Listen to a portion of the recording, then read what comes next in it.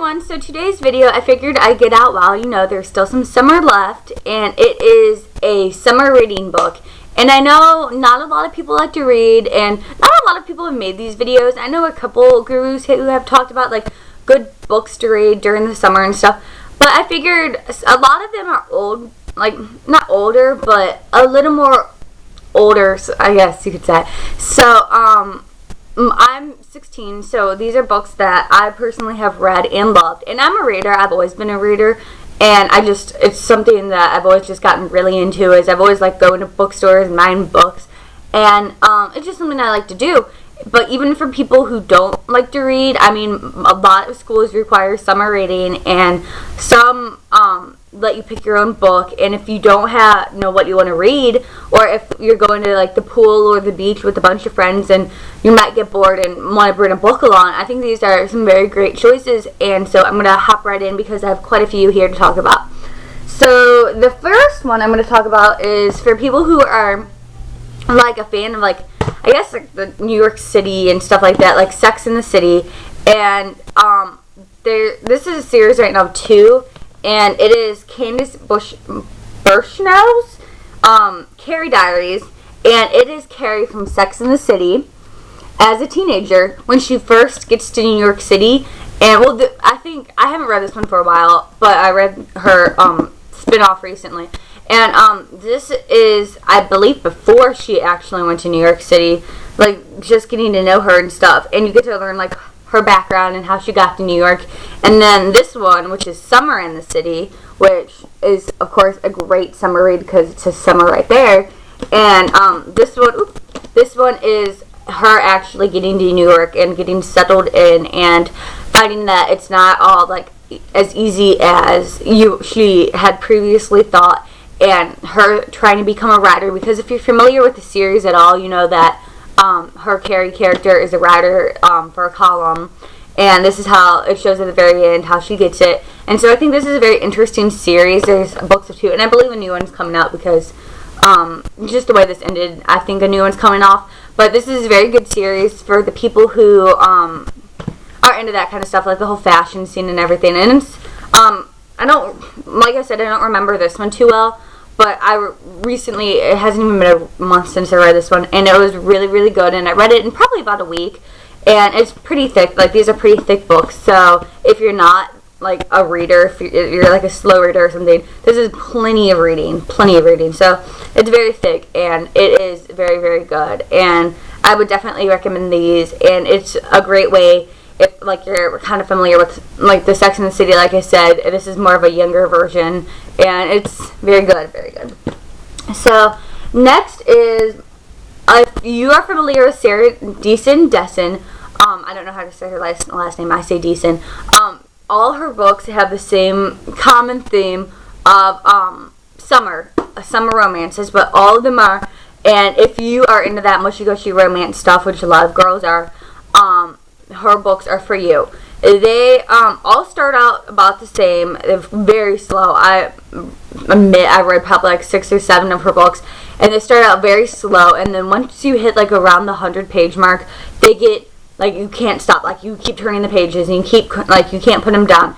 And they are all about like different like the girl, like the main like heroine is kind of flawed, and she it's just like she meets a guy and she gets help, and not help, but like stuff like that. And this book is This Lullaby, and this is the first book I've ever read by her, and I read it about 3 years ago, and recently I lent it out to a couple of friends because we got in a habit of reading her books, and right before summer, so I guess to get us in the mood for summer.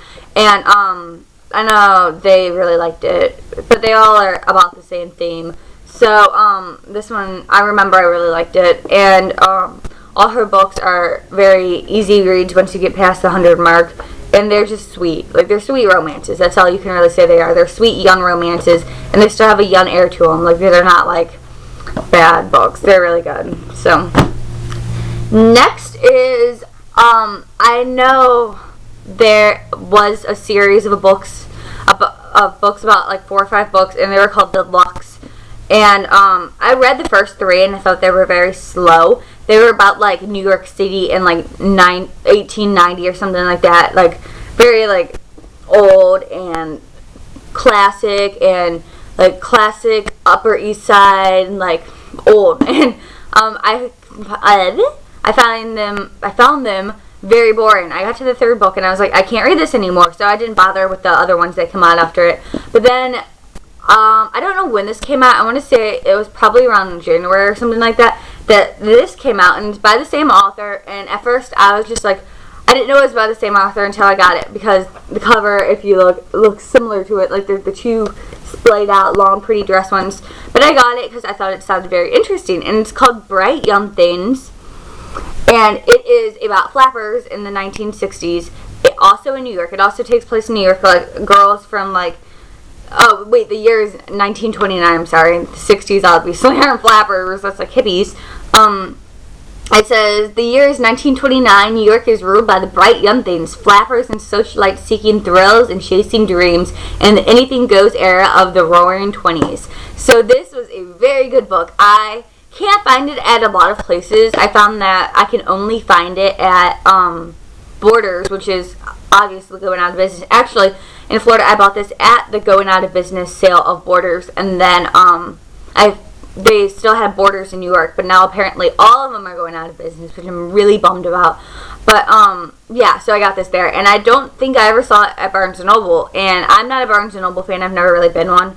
But yeah, so I mean, obviously you can order it online and stuff, but I haven't heard much about when the next one's coming out, and I had to like really thoroughly Google it, and I think it's coming out like late September, early October. So it was so good. It was so good. Like, I don't know, I just found it very fascinating, and it mentioned things like the Hamptons, and it mentioned things like, I don't know, just stuff that you're familiar with, but with like a twist. I don't know, it's cute. It was a really good book, and I'm really like scoping out for the next one. That was that good. So yeah, that was a wonderful book. Next is a series that I just recently read not even a couple weeks ago, and it is a very good summer romance book. It's called The Summer I Turned Pretty. And I know a lot of people have heard of this book when you think of summer books, and then I have the second book here, It's Not Summer Without You. And these are the only 2 I read. I know the third book's out, and they didn't have it at Borders when I went last week, and I was really bummed, so I had to buy a different book, which I'm going to mention next, which didn't make me bummed at all. But this is a very, very, very cute summer book. I like these better than Sarah Deason's books.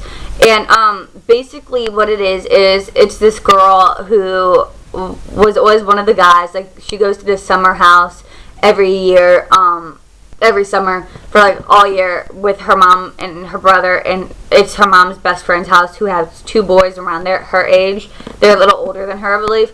And she loves the oldest one for the longest time, but then she starts getting feelings for the other one. So it's kind of like a cute romantic twist of, because they've known each other their whole life, that like it's just like growing up and falling in love. It's cute. It's so cute. And it was such an easy read. It was such an easy read that like I think I read this book in a day. Like, it was such a good read. And I don't know, I recommend this to all who love gushy little romance beach house books. So lastly, this is the one I'm most excited to talk about. So a couple months ago, I want to say around April, I read a book called The Heist Society. It looks like that, and it is a book about a teenage spy. So before you start going like, oh, that's stupid, I don't want to read about spies, like, it is so good. Basically, it's like a group of not a spy, I'm so sorry, spy. She writes another series about spies. A teenage thief. Okay, so much better, right? Okay. Basically, she is in a group of like, not a group, she's in a family of like world-class, high-end, high-tech, really good thieves. And she is one. Like, she's one. She's raised around it. Her whole family is one. And so she falls out of the business, and then she starts going to school, and then gets like kidnapped by her family. And then what's it called? She and her cousins have to go and rob the Henley, which I don't even know if it's a real place. Apparently, it's like an art museum in London or something. It's a huge high tech one, and they have to rob it. So basically, it's like her being the leader and everything. And I read it, and I didn't think much of it. I was like, oh, it's a good book. It's a good book. But basically that, and my friend Haley was reading it at the same time. So we talked about it a little bit. It was a good book, and we were like, oh, it's good, stuff like that. So when I went to Borders last week, like I said, they didn't have the third book of The Summer I Turned Pretty. So I saw this, which is the second book of this, the Thief book, and I was just like, oh, that looks good. I read the first book, so I'll read it again, like I'll get it. It's something to read, whatever. And this one's called Uncommon Criminals.